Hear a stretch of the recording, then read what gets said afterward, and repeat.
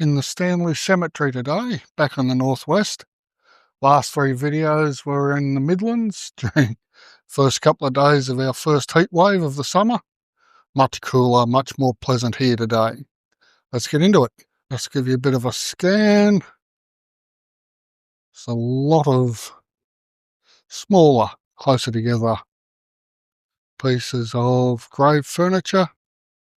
Cemetery was opened in 1828. You can see here it's dominated by like everything else in Stanley by the nut. We kick off with Thomas Hanlon, 28th of January 1931, as a 60-year-old. Very simple, quite dignified. From what I can tell through the lichen, this is Mark Allen Hanlon, born in 1870. Made it through to 1961, which is an interesting fact because that's the year I was born. What a link. This is in loving memory of Albert Henry Lumsden, 1959. And in front, there's a little, I guess it's an urn to Violet. Maybe that's some relation, I'm assuming. And next to Henry is Mary Elizabeth, 1935. Possibly wife, possibly daughter. Not a lot of detail on these ones. And this is James J. Lumsden, 7th of September 35, 9 months old. Possibly related to Mary, who may have passed because of childbirth complications, and then James followed her. Couple here for the Medwins. We'll start with the one on the right. This is for Mary, beloved wife of Matthias Medwin, died at Black River on the 28th of July 1881 as a 42-year-old. Words cannot find to tell you what I think what a good wife ought to be, and she was that. The left have Thomas Medwin, accidentally killed by a tree on October 26, 1887, what appears to be as a 17-year-old. Yeah, it's the tragic ending to Seven Little Australians, the novel, where the eldest girl gets her back broken by a fallen tree. Definitely on the coast here, with the rusting of the cast iron. There does appear to be some headstones missing, but we have here a very impressive piece of marble. This is sacred to the memory of John Hanlon, 40-year-old who passed in 1874, and Catherine, who passed in 1907, aged 63. A father fond, a mother dear, you are not dead but sleeping here. They were not ours but God's alone, who loved them best and called them home. And then Daniel, son of the above, 22nd of June 1935, as a 72-year-old. That's the order of things that should occur. A couple here that are unmarked, so we'll move on. As you can see from this shot, we are right on the beach. Okay, so Gloria in excelsis Deo, glory to the something or other of God. This one's well maintained, at least the top half. This stone was erected by Thomas Carroll of Athy, County Kildare, Ireland, in memory of his beloved wife Agnes. 13th of January 1845 as a 42-year-old. So she goes back to 1803 or thereabouts.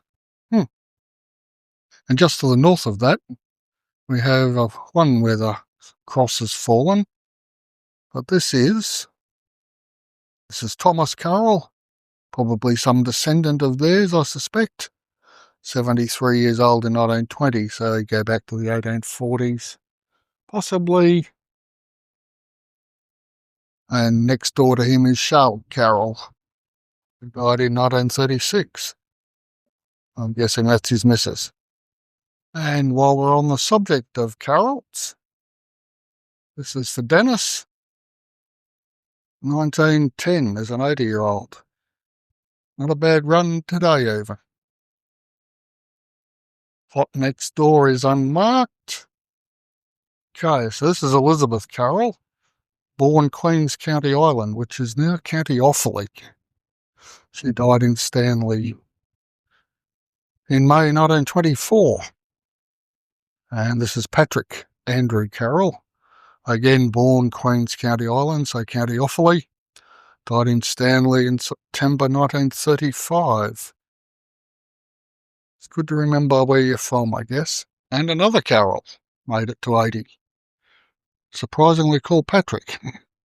And his good lady wife Ellen, who made it to 74. As I say, the cast iron here does suffer from its closeness to the ocean. But another fine monument. But with so many Carrolls about, I guess it was bound to happen. This is Henry Michael Carroll, who died in 1880 as a 16-year-old. This one has unfortunately been worn completely away, but the one behind has not. Another Carroll, young John, died in 1902 from County Kildare.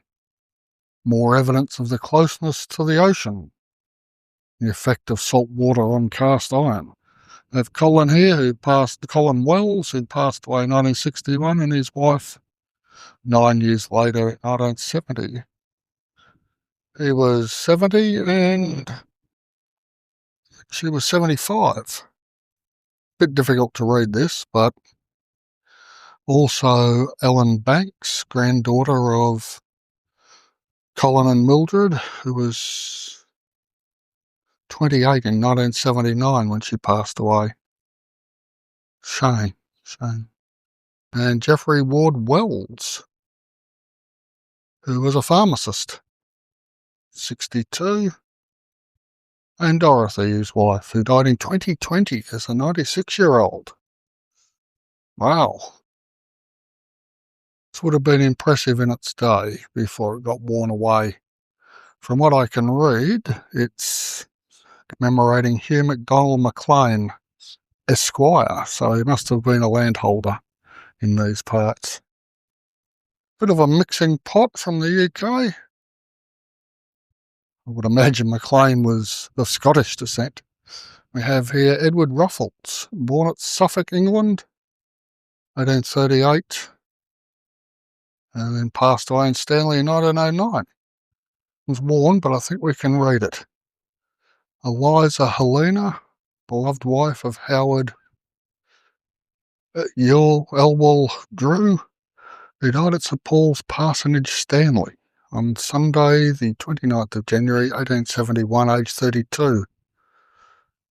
Something infant children, William Alfred Ernest and Eliza.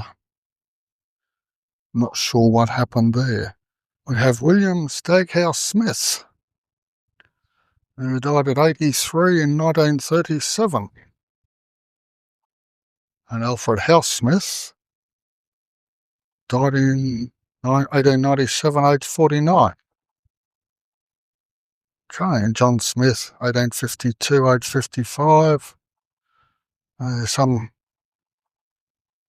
connections there. And Susanna, 1887, aged 76.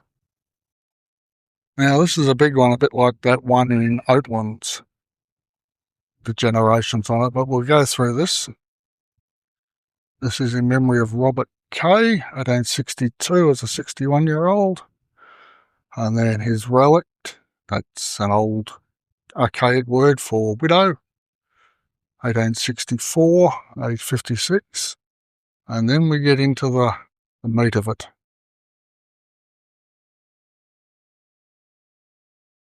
James Ferguson, 1877, as an 86-year-old. We'll have George, infant son, who died at 1. Georgina, infant daughter, who passed away at 7 days. And then we've got George, father of the above children, 1884, as a 52-year-old. And Jane, wife of George, 61 in 1902. And then Annie Mariah, I guess that'd be pronounced in those days, wife of Henry John Austen. No date for Annie. And Jane Kay, 1927. 1939, rather, as a 73-year-old. So you get the full swing. And as befits a grave of this size, quite impressive cast iron work, but it too is suffering from the closeness of the ocean. This was erected by Ellen in loving memory of her beloved son James Lawrence. So died as a 38-year-old in 1899, which would have been quite painful, after she'd already put one up for her husband, named James Cole as well, who died in 1891, so 8 years earlier, in his 72nd year. Finally Ellen herself, 1911 as a 73-year-old. Nice that they're all still together. So we have a series of 3 markers here, all relating to the surname Burke, with a nice view of the beach over the back there. We'll start with the southern one first. This is Violet, beloved wife of Michael Burke, 1911 as a 26-year-old. Now this is on the southern face of that stone. It's Michael himself. Died at Lancefield, 1921, aged 41. This one's Lillian, beloved wife of Charles Burke. South Forest on the 5th of July 1924 as a 47-year-old, not long lived. We have Michael Burke, 3rd of January 1908 as a 71-year-old. On the 3rd of January, and then less than 2 months later, Francis, son of the above, aged 28. That's a bit painful. And just off to the side of those, we have Sarah Burke, who was wife of Michael. She died in 31, quite a few number of years after he, who passed in 1908. And she was 86. There she rests. Another group of 3 here, these are the Martins. You start off with Winfred, wife of Patrick, 1886 as a 52-year-old. Michael, March 1856 as a 56-year-old. And his good lady wife Anne, 1868 as a 53-year-old. And finally Annie Alford, nee Martin, 1900 as a 35-year-old. Not long livers. We have Michael Brahenty, passed at Black River in 1885 as a 34-year-old, I think. And then his wife, Bridget, who died in Geelong, 1900, 15 years later. Yeah. So maybe he wasn't 34, he was 54. She was aged 65. Now, this is an impressive piece of monumentary work for Agnes Laurie, beloved wife of W.B. Collins, 23rd of April, 1895 as a 27-year-old. That's a little bit of poetry about God and whatnot. But still, the cast iron, and again it's wearing. And then you get this, Mary Ann, wife of the late John Ferguson, 8th of January 1917 as an 86-year-old. It's at a 60-year difference. Nearly 60 years difference, side by side. Another impressive piece of masonry. The carving there with the ivy on the cross. And so this is in loving memory, we get there, of Ellen, wife of Patrick, who passed in 1895 at 56. And round this face, we have Patrick. 1902 was a 68-year-old, and it too would have had fairly impressive cast iron railings. Other impressive monument that's still easy to read. So this is Thomas Breheny, 21st of October, 1892. And his good lady wife 3 years later, 2.5 years later. It's a 49-year-old. Hard climate here, hard life. He's a standard Irish immigrant, and Levings, or Longford. I'm not sure if that's County Longford or Longford Town. In 1843, she got out. Well, maybe she got out after the famine, who knows. But she did make it through to 1925, so a good run once she got here. Another nicely carved piece of marble in memory of Kathleen Mary Holstein, beloved wife of A.A. Holstein, who died in Burnie, 1911. And in loving memory of Luke, husband of Annie Medwin, 1940. And then in loving memory of Annie Medwin, mother of Leighton, Alan, Kathleen and Lila. She passed in 1942. Quite a draining experience today for some reason. So we'll call that the end of part one. Probably end up being at least a 3-part of this one.